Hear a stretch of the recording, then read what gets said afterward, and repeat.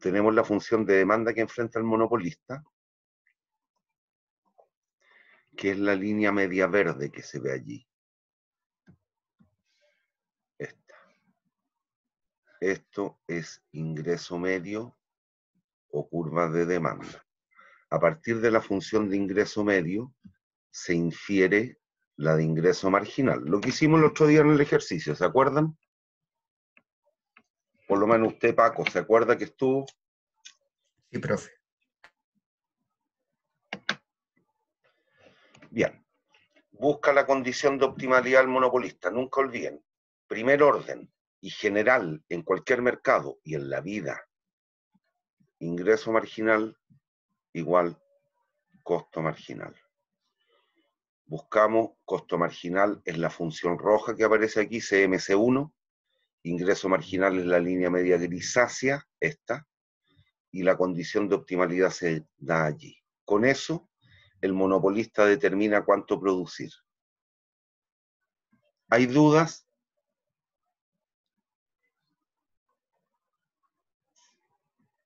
Niños, ¿hay dudas? Profe. Conocido aquello, determina cuánto cobrar. Recuerden, conocida la cantidad, nos vamos a la demanda para determinar la disposición a pagar, P sub M. Por lo tanto, este monopolista cobra P sub M y cada unidad en promedio le cuesta lo que leo aquí en la línea negra. Este es el costo medio total. Es decir, costo medio variable total. Costo medio total. Costo medio total. Por lo tanto, este monopolista, esta empresa, estaría ganando o perdiendo platita. Si vende cada unidad a PM y le cuesta en promedio cada unidad CMT. Ese rectangulito que achuré, ¿qué representaría? Lo que La gana. ganancia. ¿Perdón? ¿Qué representaría? Dilo de nuevo, que no escuché bien. Lo que gana. Las utilidades. Efectivamente, estos serían, si se dan cuenta, en este caso, esto representaría utilidades normales o sobrenormales. ¿Está lucrando o no está lucrando esta empresa? Está lucrando. Listo. Entonces, vámonos, esta es una situación de corto plazo. ¿Qué es lo que trataría de hacer? Sabemos que en el largo plazo, nunca olviden esto, cualquier empresa, en particular el monopolio, puede o debe ajustar los factores productivos de tal manera de encontrar algún tamaño de planta que le permita al menos no perder. ¿Me siguen? Ese es un concepto que es válido en la teoría del productor en general. Bueno, ¿qué es lo que ocurriría? Aquí nos fijamos en el corto plazo. En el largo plazo, ¿dónde se da la condición de optimalidad? Busco la condición primera de optimalidad de ingreso marginal igual a costo marginal, pero ya no costo marginal de corto, sino que costo marginal de largo. Esto es el costo, la línea azul, esta curvita azul que están viendo aquí, CML, es el costo marginal de largo plazo. Y si observamos dónde se da la condición de equilibrio en el largo plazo, entonces, ingreso marginal, la línea media grisácea, con la línea azul, aquí. ¿Me sigue o no? Este es el óptimo de corto plazo. ¿Me sigue? Mientras que esta de aquí, este es costo marginal, le voy a poner la G para que no se me pierda, costo marginal de largo plazo. Y este sería el óptimo de largo plazo. ¿Hay dudas? Y si se dan cuenta allí, ¿qué es lo que pasa? Vende, conocida la cantidad, el Q sub M LP, esto era Q sub M CP, corto plazo. Busco el precio, leo el precio en la curva de demanda, aquel. ¿Cuánto le cuesta en promedio producir cada unidad en el largo plazo? Esto. ¿cuál es la diferencia unitaria por cada unidad producida y vendida? Esta diferencia vertical. ¿Me siguen o no? ¿Me están entendiendo? Por lo tanto, voy a cambiar el color del lápiz. Si se dan cuenta, ¿qué lograría allí el monopolista? ¿Qué pasa con sus utilidades? ¿Cómo es el rectángulo medio verdoso contra el rojillo? Son mayores. Por lo tanto, ¿maximiza o no la utilidad en el largo plazo? Sí. Ya. ¿Hay dudas, niños? No, profe. Jóvenes, si tienen dudas, díganme. ¿Hay dudas? Este era costo marginal de corto plazo. Corto plazo. Ya. Bueno, si dicen que no, les creeré. Entonces, en el largo plazo, ahí está la condición de optimalidad. ¿Dónde sería lo óptimo que se ubicara en el largo plazo? En este punto. Lo mismo que ocurría, si se acuerdan, en una empresa competitiva, donde se da la quíntuple igualdad. En este caso no puedo hablar de sextuple con el precio.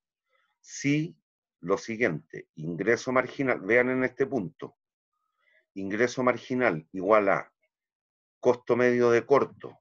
Esta, le vamos a poner apellido, esta es la función costo medio corto plazo, costo med, corto plazo. Costo medio largo plazo, costo marginal de largo plazo, costo marginal de corto plazo. Ahí se da la quíntuple igualdad. En ese punto, ingreso marginal igual a costo marginal de corto plazo igual a costo marginal. ¿Cómo son todos los factores productivos en el largo? Variables. Ya. Ahí se da esa quíntuple igualdad. Y el área que reflejaría las utilidades sería toda esa.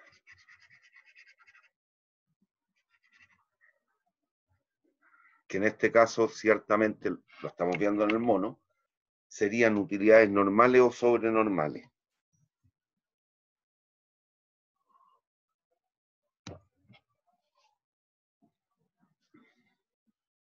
¿Aló? ¿Aló? Recuerde que en el largo plazo, competencia perfecta, todas las empresas se paran acá y venden a ese precio, a ese de ahí. En ese caso, todas tienen utilidades normales o sobrenormales. ¿Normales? Normales, solo están consiguiendo todos los costos y además del costo de oportunidad por dedicarse a esta actividad, o si no se van a otra. Recuerden que había movilidad de los recursos, o no existían barreras de entrada. En este caso sí hay barreras de entrada, por lo tanto esta empresa puede aprovechar dicha coyuntura y va a obtener toda esta área de utilidades, y eso representarían utilidades normales o sobrenormales. Solo está viviendo de la empresa, o además, si usted quiere, y de manera brutal, se está haciendo rico. Se está generando toda esta área de utilidades. Sí las está generando.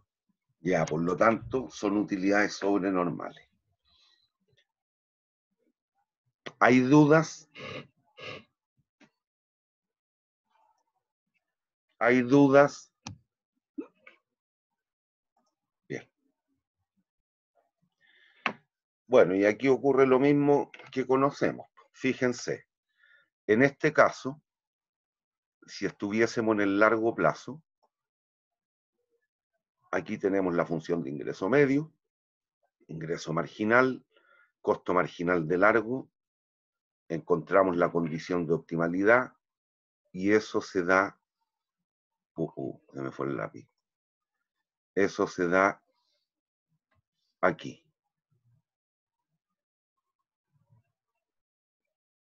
Eso se da allí. También se da en ese pedacito. pero ahí la pérdida va a ser mayor. Ya, fíjense. ¿Cómo determinamos cuánto cobra esta empresa? Lo leo en la curva de demanda. Ese es el precio que estaría cobrando.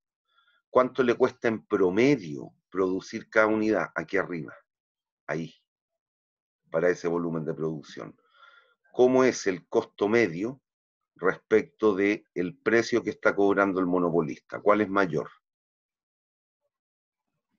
Costo medio. Costo medio. Por lo tanto, esta empresa está operando con utilidades o a pérdida. Pérdida. A pérdida. Y si se dan cuenta, a todo evento la función costo medio va por sobre la demanda. Esta empresa logrará encontrar algún tamaño de planta que le permita no perder, si es que este se fuese el largo plazo. Fíjense, a todo evento el precio, que lo leen en la demanda, va a ser menor que el costo medio. ¿Va a encontrar entonces un tamaño de planta que le permita no perder plata? No. No. ¿Qué tendría que hacer? Por muy monopolio que sea, ¿qué tendría que hacer? Dejar de, Díganlo, sin temor a equivocarse, díganlo. dejar de producir. Listo, es decir, seguir o salirse en este mercado. Salirse. Salirse, ya. A menos que la autoridad, en este caso le subsidiara y le ayude a solventar esa pérdida y le pague un delta, pero eso es otra cosa.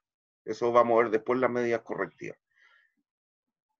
Hay dudas, pero de mutuo propio y sin intervención de un tercero, y entendan por tercero los consumidores, el oferente, y el tercero podría ser el Estado. Si no ocurre aquello, este monopolista, el que tengo en la pizarra, tendría que cerrar. ¿Por qué? Porque es incapaz de encontrar algún tamaño de planta que le permita al menos no perder. ¿Hay dudas? ¿Hay dudas? No, profe. Bien, ahí hay un ejemplo similar al que vimos el otro día, así que lo saltamos. Poder de mercado, y esto tiene que ver con lo que calculamos hacia el final del ejercicio, que es el índice de Lerner, y que da cuenta de la diferencia relativa entre precio, costo marginal, respecto del precio. Entonces, lean esta lámina, por favor. ¿Qué es lo que hablamos el otro día cuando lo calculamos el miércoles?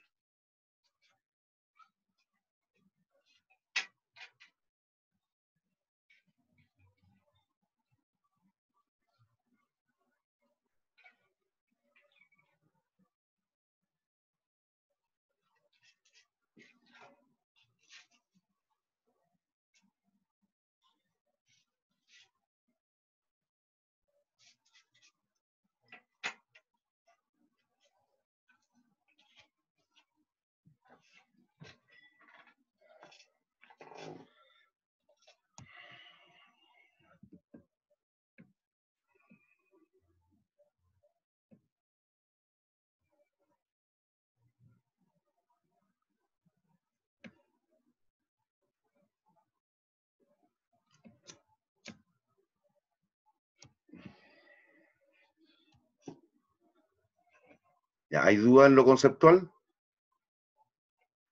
En el texto, digo. Que el otro día me lo dijeron bien a los que estaban en la clase, digo.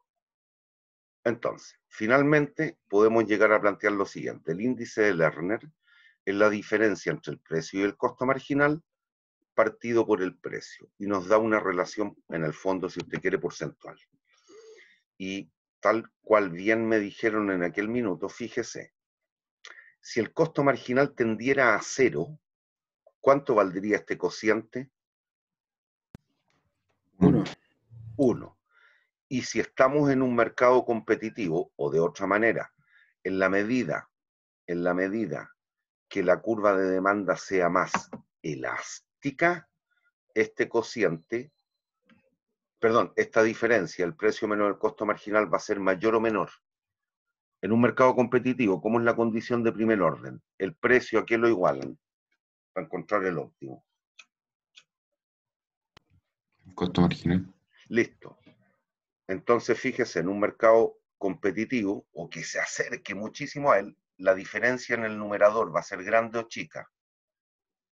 Chica. Chica, partido por el precio, ¿a qué va a tender eso? A cero. A cero. Por lo tanto, el índice de Lerner se va a mover entre 0 y 1. 0 y 1. ¿Y de qué dependerá? Obviamente de la elasticidad de la curva de demanda. En la medida que la curva de demanda es más elástica, más horizontal, la diferencia entre el precio que cobrará el monopolista y el costo marginal, ¿cree usted será mayor o menor?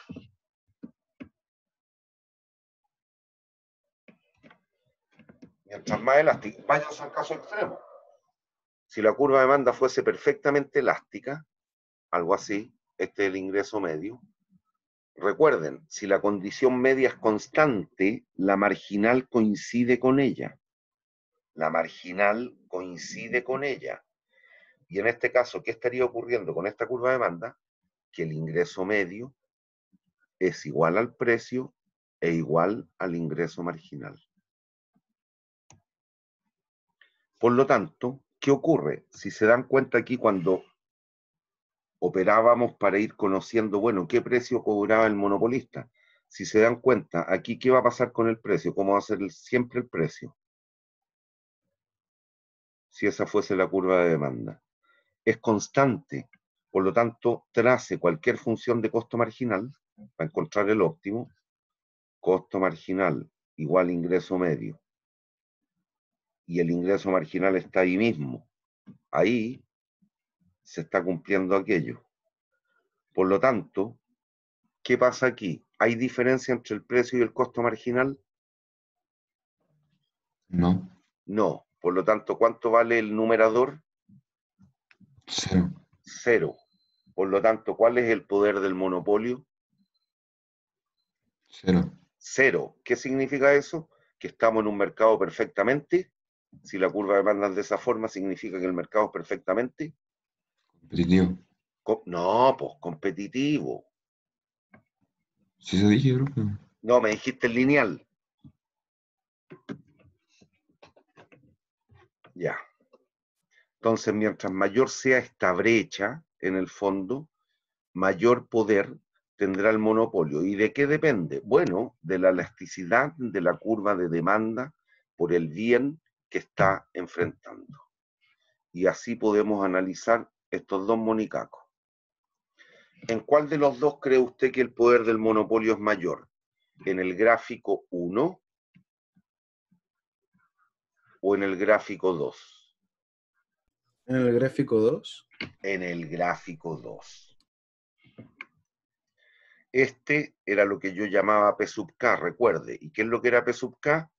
Aquel precio al cual ingreso marginal es igual al costo marginal.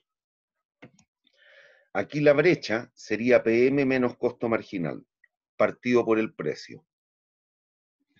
Si le pongo número y pensando en el mono más o menos, ¿cuánto sería? Estos son números, precios. 10 menos 5, 5 partido por 10. El índice de Lerner con los números que yo medí sería 0,5. En este otro, si seguimos el mismo raciocinio, pongámosle 8, 0. La diferencial, ¿cuánto sería? PM, esto es PK, en este caso, esto es PK, al cual el ingreso marginal igual al costo marginal. Por lo tanto, la brecha serían 2 partido por 10, 0,2. ¿En cuál de los dos mercados tiene mayor potestad o mayor grado de influencia el monopolista? ¿En el mercado 1 o en el mercado 2? El 2. En el 2. ¿Hay dudas?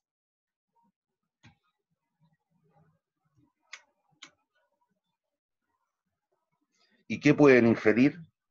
¿En cuál de los dos casos la demanda es más elástica o más inelástica, como lo quiere interpretar? El 2 es más inelástica. Correcto. En el mercado 2, la curva de demanda que está enfrentando el monopolista es más inelástica. Eso véalo al tiro.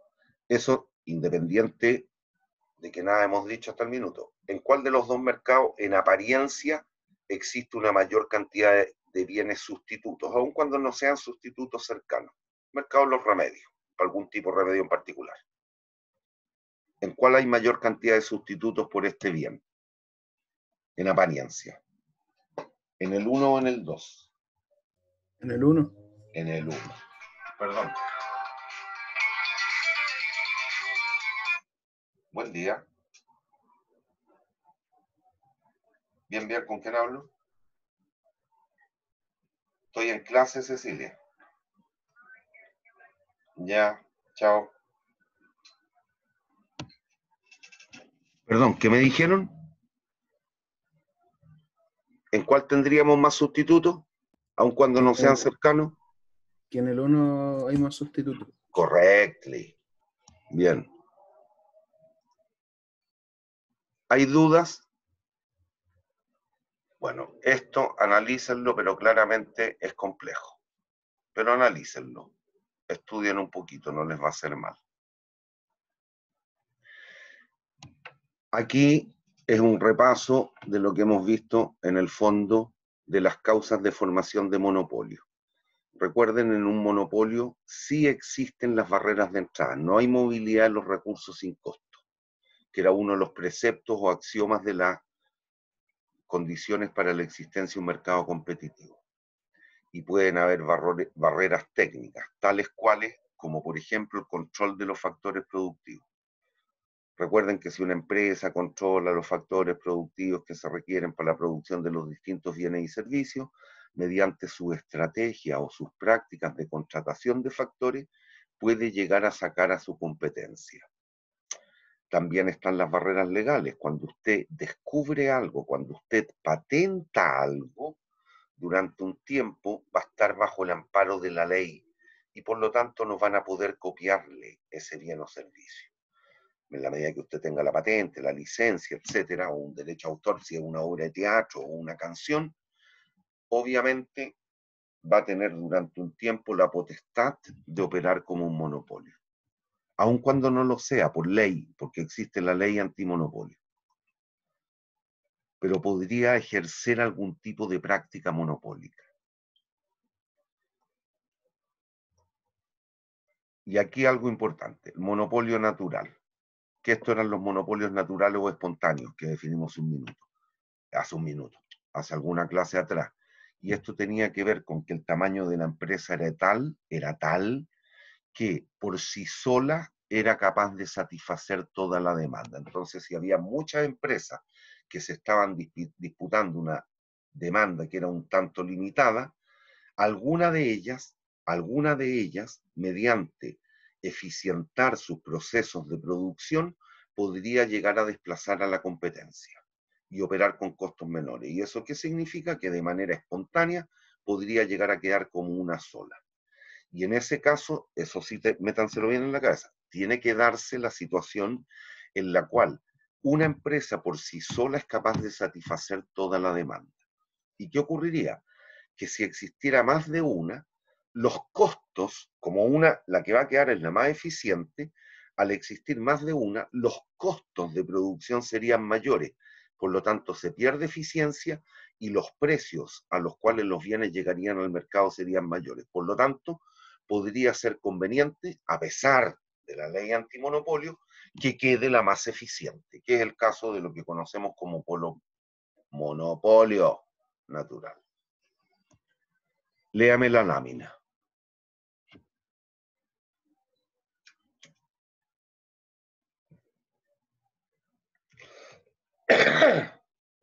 Perdón.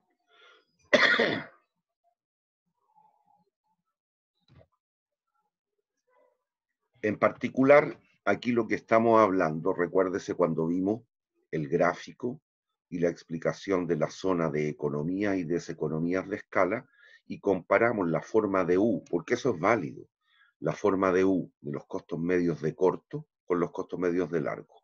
Ambas tenían forma de U, pero el costo medio de corto plazo se explicaba estrictamente por cuestiones internas a la empresa, con el cómo ella combinaba la dotación de factores productivos, capital y trabajo, mientras que en el largo tenía que ver con los rendimientos a escala de los factores, además de las variaciones en atributos externos, como por ejemplo los precios.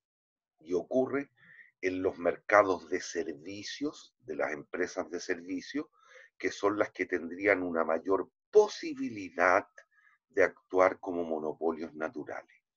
¿Cuáles son las empresas de servicios? Luz, agua, gas, televisión por cable, etc.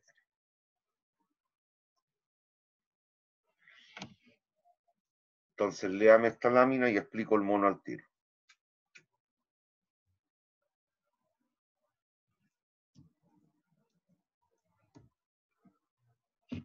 Bien, tenemos la función ingreso medio o demanda.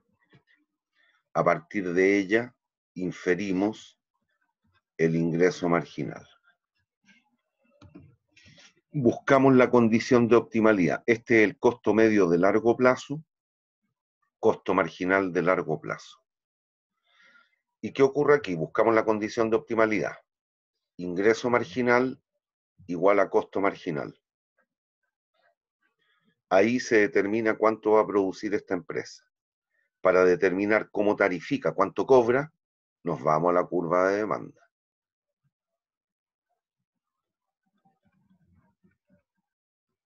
Ese sería el precio del monopolista. Y si se dan cuenta, como estamos en la región en la cual existen economías de escala,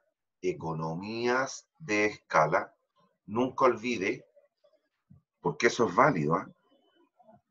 Costo medio, costo marginal. Costo marginal, costo medio. Cuando estamos en la zona de economías, ¿cuál es mayor, el costo medio o el costo marginal?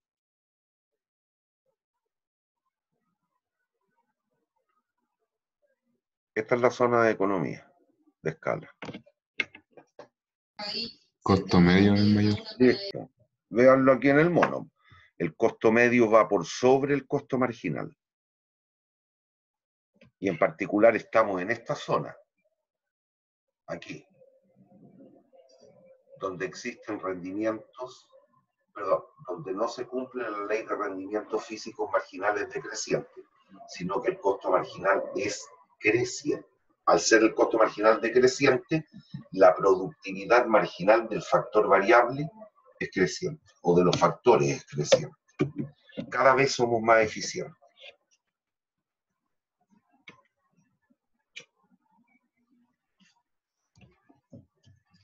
Entonces, veamos cómo analizamos esta situación. Esta sería la condición de optimalidad. Esta empresa está ganando o perdiendo plata. ¿Cuánto le cuesta en promedio cada unidad? Eso. ¿A cuánto vende? PM. Por lo tanto, ¿esta empresa obtiene utilidades o pérdidas? Utilidades. Utilidades. Sobre normales. Esa área más o menos achurada en verde. ¿Hay dudas? ¿Hay dudas?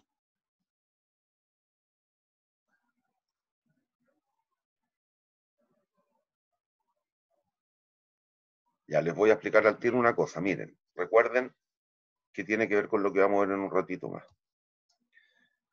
El caso de un monopolio puro, el caso tradicional. Uy, me quedo chueca, espere.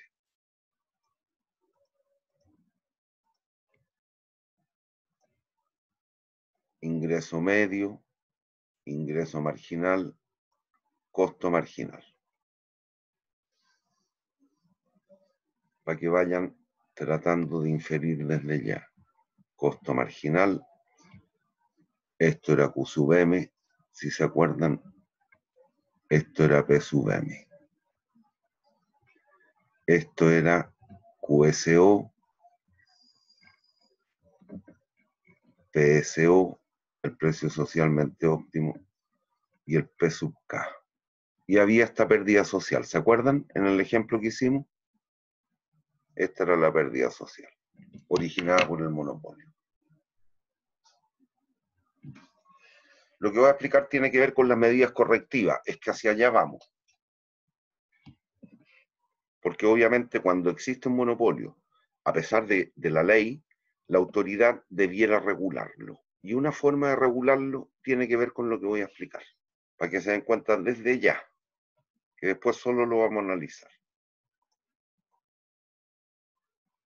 Miren, si existe este monopolio y usted fuese la autoridad, ¿me están siguiendo?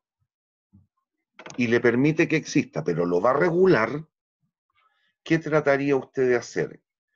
Eliminar o disminuir esta pérdida social. ¿Me están siguiendo? ¿Me escuchan? Sí, profe. Ya, si usted fuese la autoridad, ¿qué precio sería lo óptimo que usted le fijara a este monopolista para que la pérdida social desaparezca? El precio social. Listo. Y nunca olviden, el precio social, que creo que le llamamos de esta manera, ABC, creo que así fue el orden que le dimos a los puntos en el ejemplo. En B, el costo marginal es igual al ingreso medio. ¿Me sigue? Esa es la condición de optimalidad social. ¿Y por qué? Porque el ingreso medio es la curva de demanda en el mercado. El costo marginal reflejaría exactamente la función de oferta si el mercado fuese competitivo. Y por lo tanto, en el punto B se obtiene el equilibrio oferta igual demanda. Si se dan cuenta, ese punto aquí está allí. Costo marginal igual ingreso medio. Pero si usted fuese la autoridad y dice, yo para regularte te voy a fijar el precio en P sub 8, por dar un número cualquiera. ¿Esta empresa le conviene operar o no? Si la autoridad le fija ese precio, fíjense, si la autoridad le fija ese precio, esta empresa va a ganar o perder plata. Sería con pérdida. ¿Le conviene operar? No. Tendría que cerrar. ¿Cuál es el mínimo precio que habría que colocarle en un caso como este a la empresa para que no deje de operar? ¿Dónde lo lee en ese punto? Ahí. Si usted le fija el precio a P14, ¿qué ocurre? ¿Esta empresa gana o pierde? Se mantiene, no, Se no mantiene. ganó. ¿Las utilidades son normales o sobrenormales? Normales. Normales. Ya, entonces ténganlo claro para lo que vamos a ver un ratito más adelante.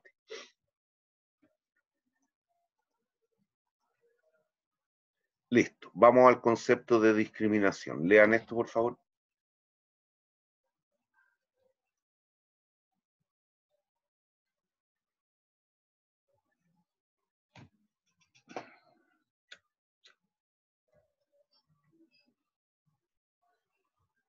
Discriminar significa segmentar o separar según algún atributo que permita dicha separación. Y en este caso, lo que permite aquello es la disposición a pagar, es decir, la curva de demanda de cada quien. En la medida que sean separables los segmentos o los individuos, podrá existir la discriminación. Y en este caso, ¿qué significa discriminar? Cobrarle precios distintos por la misma cosa a distintos sujetos, individuos o agentes económicos. ¿Hay dudas?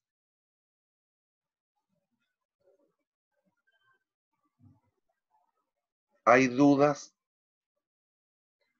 Y esto está vinculado con lo que vimos hace un ratito, con el índice de Lerner. Si el índice de Lerner fuera 0, es un mercado competitivo. En tal caso, el monopolista les va a terminar cobrando a todos el mismo precio. ¿Y qué precio? El precio que la gente está dispuesta a pagar. ¿Y por qué? Porque no hay poder de mercado. El índice de Lerner vale cero.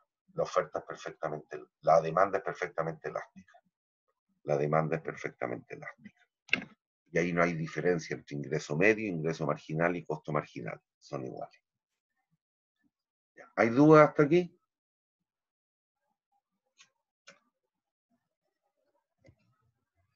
Bien. Cuidado, ¿ah? Si bien, que creo que alguna vez lo dije, si bien esto lo estamos analizando desde la perspectiva del monopolio, hay empresas que se comportan bastante próximas a lo que son los mercados competitivos que discriminan.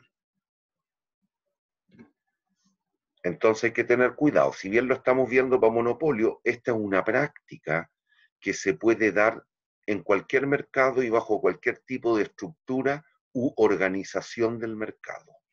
Aquí lo vamos a analizar desde la perspectiva del monopolio, pero tengan claro que en el mundo real hay empresas que, a pesar de no ser monopolio, efectúan la discriminación de precios. ¿Entienden lo que digo, no? Como concepto, el concepto que estoy diciendo, nada más. No el cómo lo hace. ¿Me siguen hasta aquí?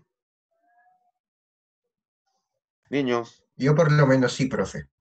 Ya. ¿Qué tipos de discriminación hay? De primer, segundo y tercer grado.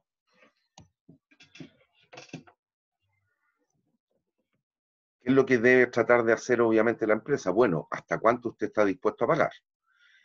Y existe la de primer grado, donde a cada quien, a cada individuo, se le cobra el precio máximo que está dispuesto a pagar. La de segundo grado, que tiene que ver con volúmenes de compra. ¿Qué significa eso? Que las empresas efectúan políticas de descuento, o la empresa, si estamos hablando de una, efectúa una cierta política de descuento según el volumen de compra. Eso ocurre en el mundo real, ahí si se dan cuenta no tienen por qué es el monopolio. Lo ven en determinadas ofertas en los supermercados. Algunos de ustedes, no sé si alguna vez fue a la calle Makes, que queda cerca de la universidad, y que ahí le venden al minoreo y al mayoreo. 5 lucas el paquete de tabaco, pero si usted compra 3, llévese 3 en 12. Ahí me están haciendo un descuento por el volumen de compra. ¿Me sigue o no? Y ahí el costo unitario, cada paquete de tabaco, en vez de 5 lucas, me sale a 4 lucas. Y la de tercer grado, que esto tiene que ver con grupos o grandes segmentos de individuos. Pero sí deben ser posibles la separación. Entonces vamos viendo cada una de las discriminaciones. Discriminación de primer grado o perfecta. ¿En qué consiste esto? En que a cada quien se le cobra lo que está dispuesto a pagar. Y puede que les haya dado el ejemplo en las ferias libres. En la feria libre usted ve, ahí el gallo tiene destornilladores, botaditos en la calle, tiene alicates, no sé cómo graficar un alicate, no importa, una tijera, un pseudo alicate, pero no están los precios dispuestos en el suelo. Entonces usted con la patita, si no se quiere agachar, le dice, oiga jefe, ¿cuánto vale el alicate? Este destornillador, 2 lucas. Pero si usted va de corbata, seguramente el hombre le va a decir 4 lucas. Ahí, ¿qué es lo que está tratando de hacer el vendedor? Tratar de leer cuál es la disposición máxima a pagar de cada quien. Entonces, si yo estoy dispuesto a pagar, entiendan el concepto, si yo estoy dispuesto a pagar 4 lucas y efectivamente las pago, ¿cuál es mi excedente? Yo como consumidor.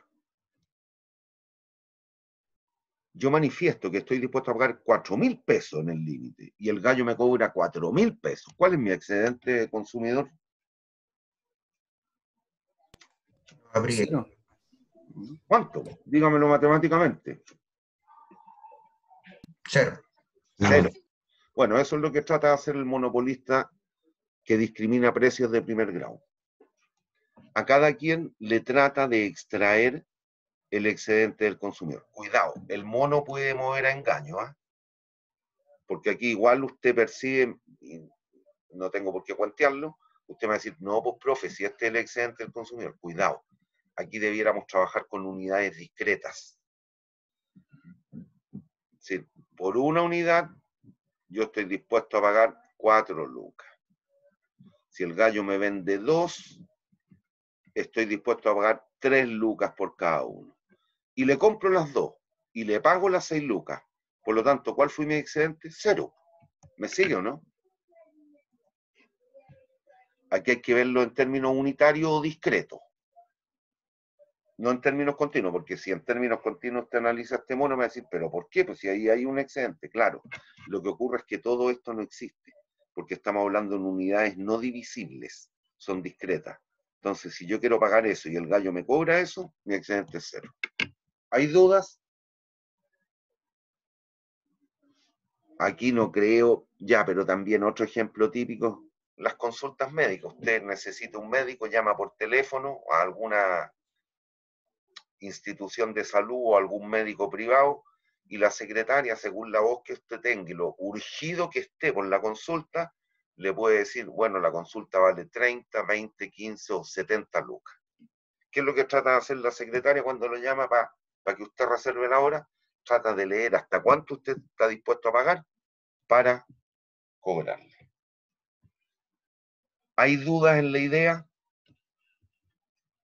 Niños.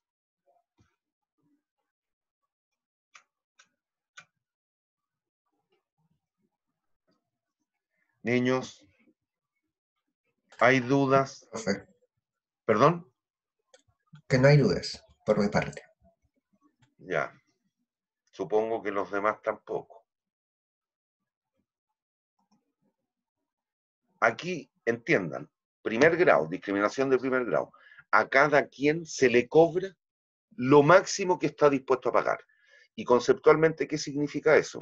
Que en tal evento, en tal caso, el monopolista extrae o se queda con todo el excedente del consumidor. Punto. Ahora, obviamente, ¿tiene sentido el análisis de este tipo de mercado en general? No, porque aquí estamos viendo que habría que separar a cada individuo como un sujeto único y para él tratar de determinar cuánto paga. Digo modelo en términos académicos, ¿ah? Por lo menos a un nivel de complejidad razonable para que seamos capaces de poder tratarlo en este curso. No existe. No tiene lógica, no tiene sentido analizar. Pero el concepto que hay detrás es fuerte, es lo que estamos diciendo. Segundo caso, discriminación por volúmenes de compra. ¿Y qué es lo que ocurre aquí? Que se va tarificando según el volumen de compra. Si usted compra entre 0 y Q sub 1 unidades, le van a cobrar P1 por cada unidad. Si usted compra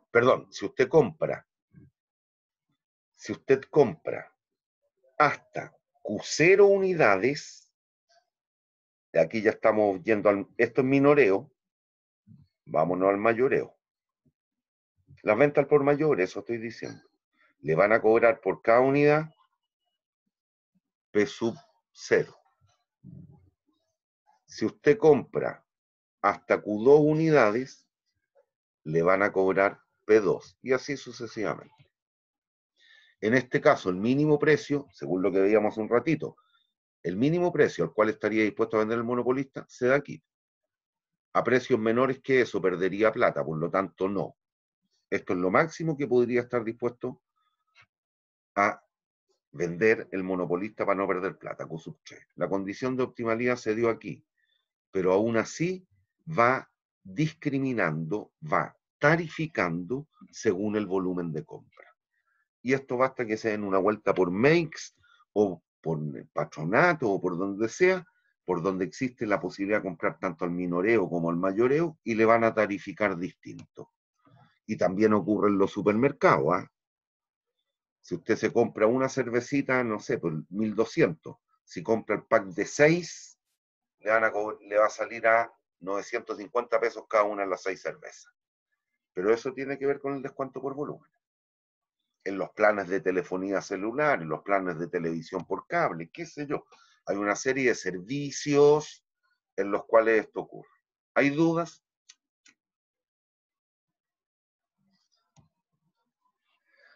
Y si se dan cuenta, no tiene por qué ser un monopolio para que exista este concepto. Usted va a un supermercado, en general los precios de los supermercados en algunos productos son bastante similares, pero ese descuento por volumen en muchos existe, en muchos, no en todos los bienes, no en todos los servicios.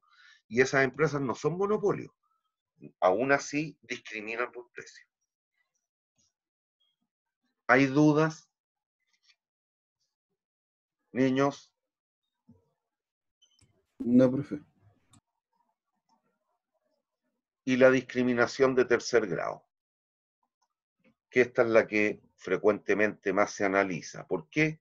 Porque aquí se trabaja con, entre comillas, grandes grupos de consumidores, los cuales pudieron ser separados a efecto de verificar esa potestad, esa posibilidad de discriminación. ¿Qué es lo que requerimos aquí? Lo que se los dije en algún minuto. Cuando vimos que el monopolista no tenía curva de oferta, lo que ocurría es que la gran demanda que enfrentaba el monopolista podía ser separada en submercados. Y en el ejemplo que yo les analicé, la separé en dos submercados. ¿Y qué es lo que ocurría? Que en ese caso, por volúmenes distintos, les cobraba el mismo precio. ¿Qué es lo que está haciendo allí? Discriminando en forma de tercer grado. ¿Y qué tiene que ver con esto? Aquí lo que ocurre es lo que vimos en su minuto. Miren, tenemos una gran demanda. Una gran demanda. ¿Me siguen? Que es posible separarla en dos submercados. Los demandantes tipo 2 y los demandantes tipo 1. A partir de las funciones de demanda, también podemos obtener el ingreso marginal en el mercado 2, el ingreso marginal en el mercado 1. Y sabemos que la condición que tiene que darse es optimalidad de primer grado, ingreso marginal igual a costo marginal. Pero con la particularidad acá, que si efectivamente discrimina y vende en los dos mercados, tiene que ocurrir que el ingreso marginal en el mercado I sea igual al ingreso marginal en el mercado J, en el 1 y el 2. Si pensamos en 2 como tengo el mono, tiene que ocurrir aquello. Entonces buscamos la condición de optimalidad. Costo marginal igual al ingreso marginal total. Eso ocurre aquí. Ahí se da esta condición de optimalidad. Ingreso marginal igual a costo marginal. ¿Lo ven monísticamente?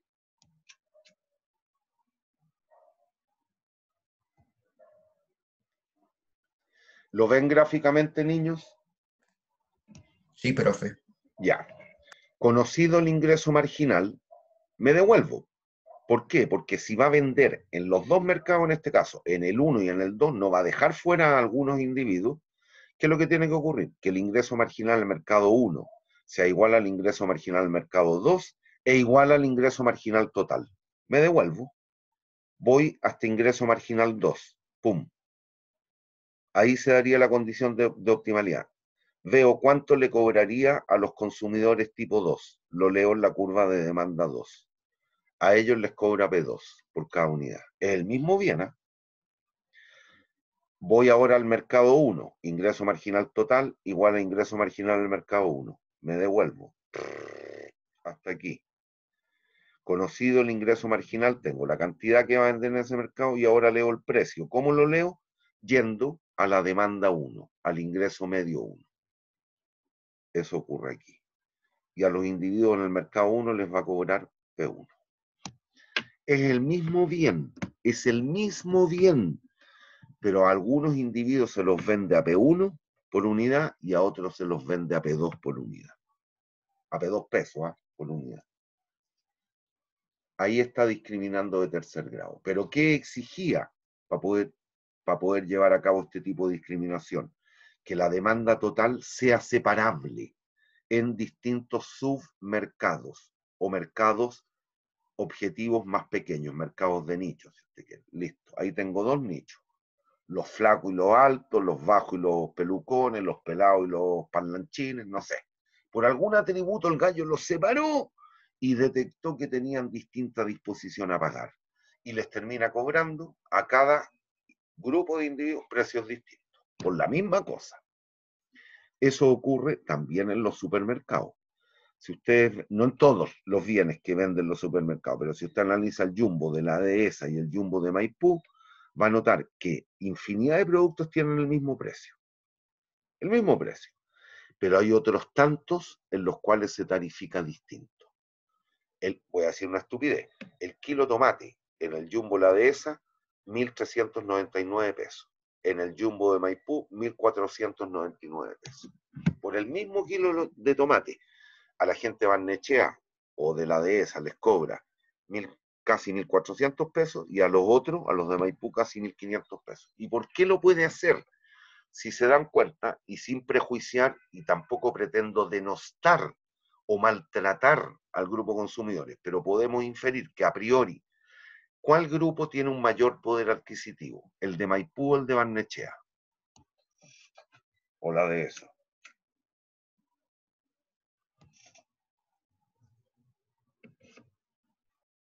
Jueguense, díganlo, si algo que se ha conversado en el vulgo todo este año y medio que llevamos desde el estallido social. ¿Cuáles podemos El de prejuiciar? Barnechea. Listo. Por lo tanto, piénselo desde la cuestión práctica. ¿Quiénes tienen una mayor cantidad o una mayor posibilidad de sustituir los tomates por otros bienes? ¿Los de Barnechea o los de Maipú?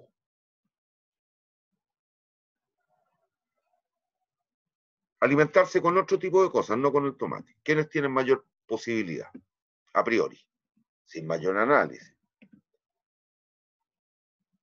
Los que tienen más o menos plata. ¿Qué les dice el juicio? Los que tienen más plata.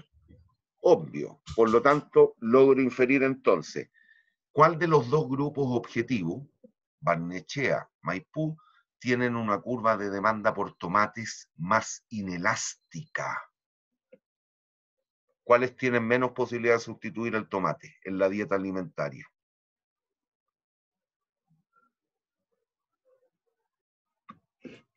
La que tenga la curva más elástica. No, pues cuida, ya, pero por eso, en este caso, Barnechea, Maipú, si no nos salgamos del ejemplo, ¿quiénes tienen mayor posibilidad de sustituir el tomate en la dieta alimentaria? ¿Los de Barnechea o los de Maipú? Barnechea. Por lo tanto, ¿cuáles tienen una curva de demanda más inelástica por los tomates? ¿Maipú o Barnechea? Maipú. Maipú. Y sabemos entonces, porque esto opera igual que un impuesto, ¿qué es lo que va a ocurrir? ¿A quién le va a terminar cobrando un precio mayor? Aquellos sujetos, vean el mono, por lo menos gráficamente. ¿Cuál de los dos individuos, la demanda 1 o la demanda 2, es más inelástica? ¿Cuál es más inelástica? La demanda 1. La demanda 1. ¿Por qué? Porque tienen una menor posibilidad de sustituir. Y por lo tanto el monopolista, al darse cuenta de aquella situación, cuando separan los mercados, les cobra un precio mayor a aquellos que tienen una curva de demanda más inelástica. ¡Ojo! A sabiendas, y nunca olviden aquello, que el monopolista opera en la región Elástica. elástica de la curva de demanda que enfrenta. ¿Hay dudas? Y si se dan cuenta, el Jumbo no es un monopolio. No es un monopolio, hay mucha competencia.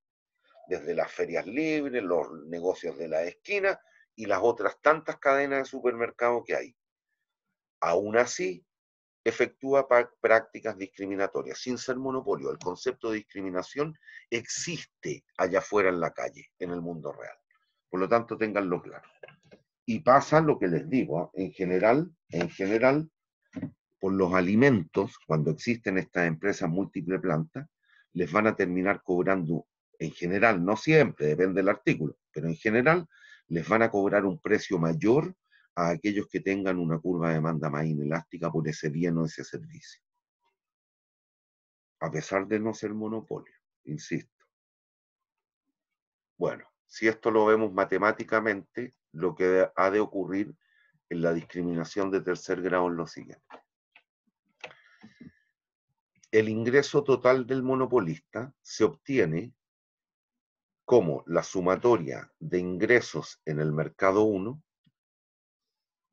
este es el precio como función de la cantidad, por la cantidad del mercado 1, más el precio, función de la cantidad 2, por la cantidad vendida en el mercado 2, menos los costos totales de producción del monopolista. Bueno, al optimizar, ¿a qué vamos a llegar? A esto. Si derivamos parcialmente respecto de Q1 y Q2, vamos a llegar a esta condición. Que el ingreso marginal 1 es igual al costo marginal, el ingreso marginal 2 es igual al costo marginal. Lo que hicimos en la lámina anterior. En consecuencia, el ingreso marginal en cada uno de los dos submercados tiene que ser igual, para que vendan ambos. Si a todo evento el ingreso marginal de uno de los mercados fuese mayor que el otro, vende solo en un mercado, no en los dos. ¿Y qué significa esto en términos de las elasticidades? Lo que viene a continuación. Esto es lo que vimos en el monito. Y este es el mono que yo les presenté en algún minuto.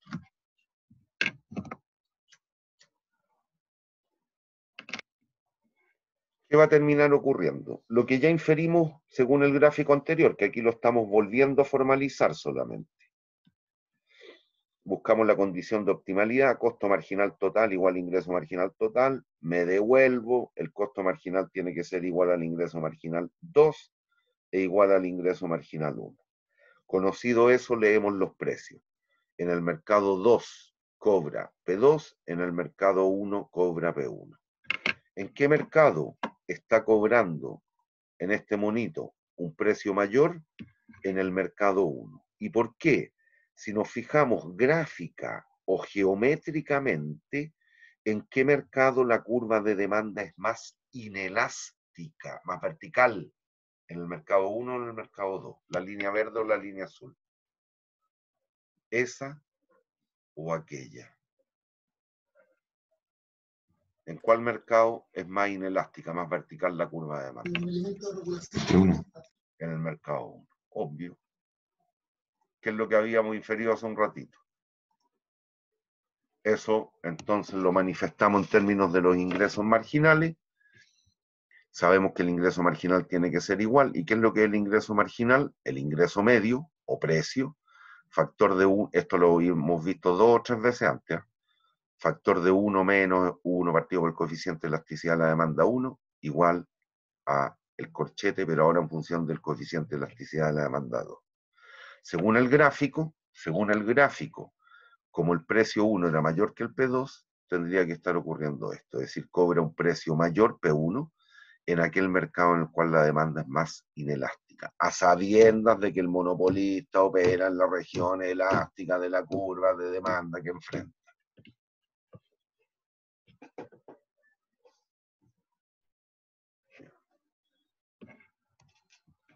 Por ejemplo, miren, ya, si nos dan las elasticidades,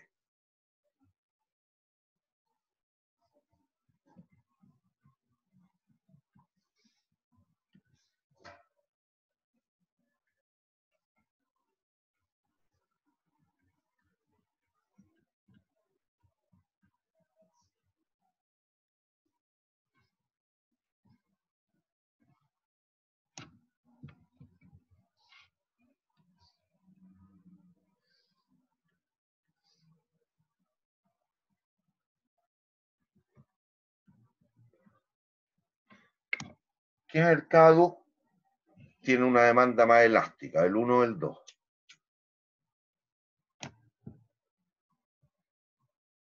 Según el dato que estoy asumiendo para ejemplificar. El mercado número 2. Listo. Reemplacemos las funciones. ¿Qué nos va a quedar? P1, factor de 1 menos 1/3, igual a P2, factor de 1 menos 1/4. ¿De dónde? 2/3 P1 es igual a 3/4 P2. ¿Me siguen o no? Por lo tanto, P1 es igual a 9 octavos P2. Es decir, si P2 fuese 8, implica que P1, ¿cuánto es? 9. 9. ¿En qué mercado cobra un precio mayor? En el mercado 1. ¿Y por qué? Porque la curva de demanda del mercado 1 en términos de su elasticidad, ¿cómo es respecto del 2? ¿Cuál es más inelástica o menos elástica? Mercado 1, mercado 2. El 1. ¿Ah? El 1 es más inelástico. Correcto. ¿Hay dudas? ¿Hay dudas?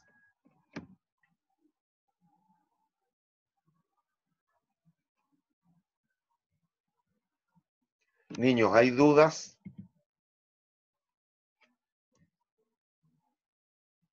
Jóvenes, señoritas, ¿hay? No, no hay señoritas, No, profe. porque parece. No hay dudas. No, hoy día no vino ninguna niña a clase. ¿Hay dudas? No, profe. Ya, hasta aquí llegamos hoy día. Cuídense, nos vemos el lunes. El lunes les doy las notas, porque no todos los colegas han terminado de corregir. Pero buenas están las pruebas. Gracias. Chao. Chao, profe, se cuida. Chao, profe. Entonces dejamos de compartir, finalizamos.